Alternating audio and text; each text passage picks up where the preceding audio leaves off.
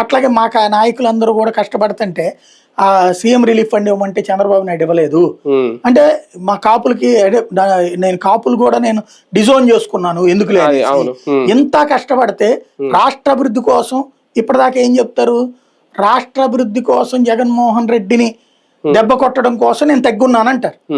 నేను జగన్ ని కంట్రోల్ చేశా, చంద్రబాబు నాయుడికి అపారమైన శక్తిని ఇచ్చా, నా సర్వశక్తులు ఇచ్చా. ఇంత చేస్తే ఇవాళ రోజున సరిగ్గా నేను కోరుకున్నట్టు రాష్ట్ర ప్రజలు కోరుకున్నట్టు చేయట్లేదు కాబట్టి నాకు ఛాన్స్ ఇవ్వండి ఈ దఫా. ఎంతసేపటికి 2 వర్గాలేనా, 3వ వర్గంగా నాకు ఛాన్స్ ఇవ్వండి అని ఏ రోజైనా అడగడానికి ఇది ఒక వేదిక అయి ఉండొచ్చు కూడా కదా, వ్యూహం అయి ఉండొచ్చు కదా.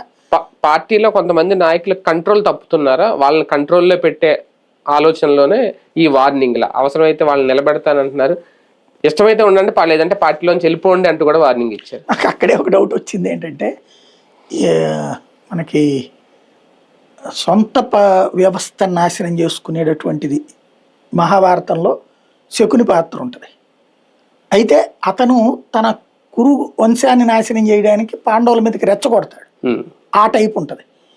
ఇక్కడ పవన్ కళ్యాణ్ని ఆ పాత్రతో పోల్చను కానీ నువ్వు అసలు ఏ ప్రాతిపదికన నీ వ్యవస్థ నువ్వు నాశనం చేసుకున్నావు నాకు అర్థం కావట్లేదు.